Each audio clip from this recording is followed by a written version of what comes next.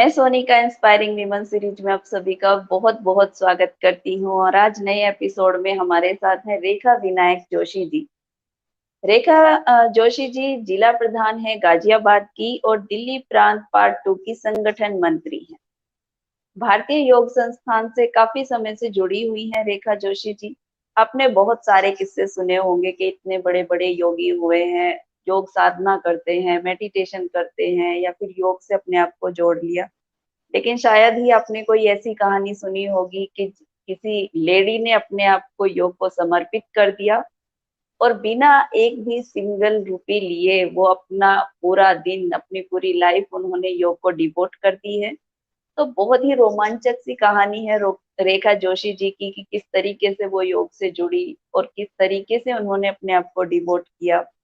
काफी सारे फेजेस भी आए, काफी सारी डिफिकल्टीज भी आई, लेकिन उन्होंने जो संकल्प लिया था कि मुझे योग को जितना हो सके उतना उसको फैलाना है और सेवा करनी है लोगों की, उस पे वो अडिग रहे। तो मैम, हमारे से जुड़ने के लिए आपको बहुत बहुत धन्यवाद करना चाहती हूँ। Welcome on the golden mango real story. Okay ma'am, तो मैं कन्वर्सेशन शुरू करने से पहले बताना चाहूंगी कि रेखा जोशी जी जो है उन्होंने 40 से ज्यादा केंद्र योग संस्थान के लिए शुरू किए हैं और देश में ही नहीं, वो विदेश में भी अपने योग की वर्कशॉप्स करती हैं। काफी सारे बड़े बड़े सम्मान से उनको सम्मानित किया जा चुका है। तो मैम, आपके बचपन से शुरू करेंगे क्योंकि आपकी लाइफ की जर्नी है। तो आपके बचपन के बारे में थोड़ा सा बताइए कि कहाँ पे जन्म हुआ, परवरिश कैसी हुई, परिवार कैसा था। वहां से आपकी जर्नी शुरू करते हैं जी मैम। पहले तो मैं आपका बहुत बहुत धन्यवाद करती हूँ सोनिका जी कि आपने मुझे ये एक मौका दिया कि मैं अपने विचार को आप सबके सामने व्यक्त कर सकूं। वैसे तो मेरा जन्म कर्नाटक में हुआ है और जी मैं पली बड़ी महाराष्ट्र में हूँ और 1962 में हम हैदराबाद में सेटल हुए। मेरे पिताजी की सर्विस महाराष्ट्र में थी, मम्मी कर्नाटक की है और इस तरह से मराठी और कन्नड़ा दोनों का कॉम्बिनेशन मेरे मेरे में आ गया है। जी। ओके, शिक्षा कहाँ तक ली मैम और किस तरीके का रहा वो एक्सपीरियंस, आपसे जानना चाहेंगे कि कॉलेज टाइम का एक्सपीरियंस कैसा था। मैंने मैंने ग्रेजुएशन किया है बीएससी उस्मानिया यूनिवर्सिटी से जी और मेरा बचपन बहुत ही बढ़िया गुजरा है। मेरे 4 भाई हैं और मैं अकेली बहन हूँ। मुझे जी कभी ऐसे देखा नहीं गया कि ये लड़की है, इसको घर का काम ही दे दिया जाए या पढ़ाई में कम करा दिया, ऐसे कभी नहीं। भाइयों के साथ ही मेरा साथ साथ पढ़ाई, जैसे भाई ने किया वैसे ही मुझे भी पढ़ाई करने को मिली। मुझे कभी ये महसूस नहीं हुआ है और मुझे बहुत ज्यादा सपोर्ट मेरे भाइयों से मिला है। इस तरह से मैंने अपनी जिंदगी शुरू की। भारतीय योग संस्थान के बारे में कुछ बताइए मैम कि कहाँ कहाँ तक फैला हुआ है और किस तरीके से काम करता है, कितने लोग जुड़े हुए हैं। भारत हाँ, भारतीय योग संस्थान भारत ही नहीं, भारत में तो 23 प्रांतों में तो है ही है। इसके जी अलावा आपका विदेशों में भी है, फिजी है, अमेरिका है, दुबई जी है, ऑस्ट्रेलिया है। बहुत सारे विदेशों में हमारे संस्थान ऐसे ही चल रहे हैं जैसे यहाँ पर चलते हैं, निशुल्क निशुल्क जी केंद्र चल रहे हैं। और भारतीय योग संस्थान की स्थापना 10 अप्रैल 1967 1967 में दिल्ली के चौबुर्जा पहाड़ी पर इसके मात्र 3 व्यक्तियों ने मिलकर शुरू किया ये केंद्र। उनमें से एक साधक थे, एक शिक्षक जी थे, एक हम्म, कराने वाले और एक पब्लिक को इकट्ठा करने वाले। इस तरह जी से इन तीनों ने भारतीय योग संस्थान का बीज बोया और आज 56 साल बाद 4200 से भी अधिक 4200 से भी अधिक योग केंद्र हमारे निशुल्क केंद्र चल रहे हैं। जी इसके अलावा 1986 टू 1992 तक मैं कमर हम्म, के दर्द से, साइटिका से और मेरे लंबर में गैप था, जिसकी वजह से मैं हमेशा परेशान रहती थी। डॉक्टरों के पास जाना, एलोपैथिक दवाई, होम्योपैथिक भी इलाज कराया, चुंबकीय तक मैंने इलाज कराया, पर मुझे कोई समाधान नहीं मिला। फिर सोचा कि डॉक्टर ने कह दिया कि भाई ऑपरेशन करना पड़ेगा। मेरे चारों ब्रदर्स बाहर यूएस में रहते हैं। मैंने उनसे कंसल्ट किया। उन्होंने कहा कि भाई ऑपरेशन यहाँ नहीं कराना, आप यहाँ आ जाओ विदेश में, फिर हम आपका ऑपरेशन करा देंगे। लेकिन उन्हीं जी। दिनों भारतीय योग संस्थान के अधिकारी गाजियाबाद आए हुए थे। मैंने अपनी समस्या उनके सामने रखी। उन्होंने मुझे कुछ आसन बताए कि ये आसन आप कर लीजिए, आपका ठीक हो जाएगा। आप यकीन नहीं करोगे, कुछ ही दिनों में, मतलब 5-6 दिनों में ही मुझे अंदर से ऐसे लगने लगा कि हाँ, मैं ठीक हो सकती हूँ। इस तरह से योग के प्रति मेरा लगाव जुड़ गया।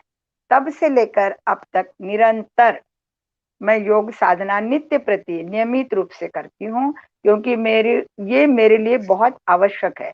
योग के बिना मैं एक दिन भी नहीं रह सकती हूँ। जिससे आज मैं आपको स्वस्थ दिखाई दे रही हूँ, वो इसका परिणाम केवल योग है।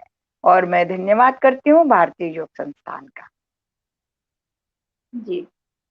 तो जैसे आपने बताया कि आप कमर के दर्द से कहीं न कहीं परेशान थे, तो उससे आपको छुटकारा जो है वो योग ने दिलाया।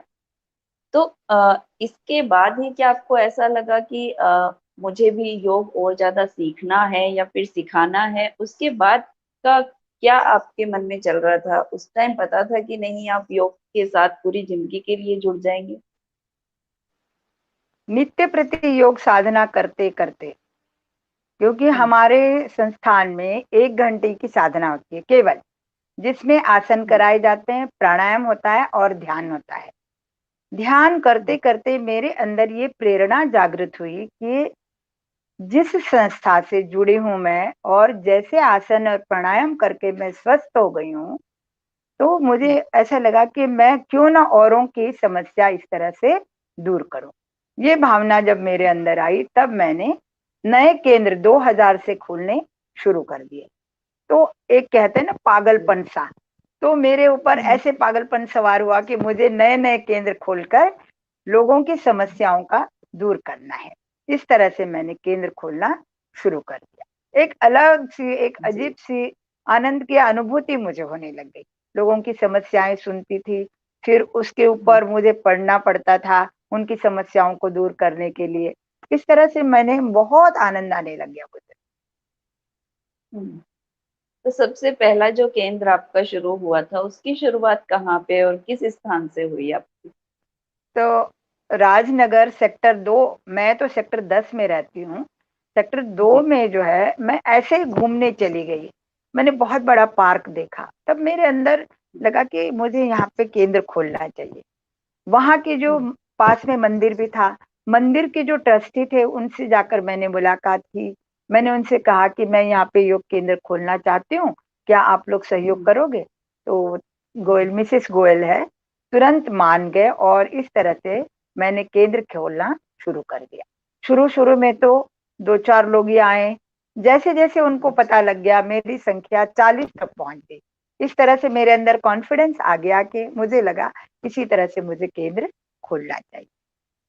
हुँ, तो उसके बाद फिर आपने कितने केंद्र अभी तक आप खोल चुकी हैं? राजनगर, गाजियाबाद में 2 जिले हैं, राजनगर और कविनगर। तो राजनगर जी, जिले में मैंने 20 केंद्र खोले हैं, 20। और ओके। कविनगर अलग है। वहाँ पर अब जो है, मुझे दोनों केंद्रों को मुझे निरीक्षण करना पड़ता है। दोनों जिलों में मैं जाती हूँ। हुँ, आप जिला प्रधान हैं गाज़ियाबाद के उस पूरे हाँ, जितने जिला भी आपने केंद्र खोले राजनगर, हैं। राजनगर की मैं जिला प्रधान हूँ, और जी। दिल्ली की मैं संगठन मंत्री हूँ। हुँ, दिल्ली तो एनसीआर, ये दिल्ली की मैं संगठन। तो ये जिला प्रधान की ज़िम्मेदारी कब और कैसे आई? जिला प्रधान, मेरे अंडर में 20 केंद्र आते हैं। हुँ, 4 क्षेत्र हैं, ज़ोन है इसमें। उन हुँ, सबको देखना, उनको कार्यभार देना, उनका हुँ, निरीक्षण करना, समय-समय पर शिविरों का आयोजन करना, केंद्रों की एफिशिएंसी क्लास करना, केंद्र प्रमुखों को सक्षम बनाना, क्योंकि हमारे संस्थान में केंद्र प्रमुख रीढ़ की हड्डी कहते हैं, तो उनको मुझे सक्षम बनाना पड़ता है। इसके लिए मुझे शिविर लगाने पड़ते हैं, जिससे शिविरों में आसन बोलने का ढंग और कराने का, करने का, सब इसमें इन्वॉल्व है। हमारे इसमें कम शब्दों में बहुत कुछ जानकारी देना, ऐसे हमारा संस्थान कहता है।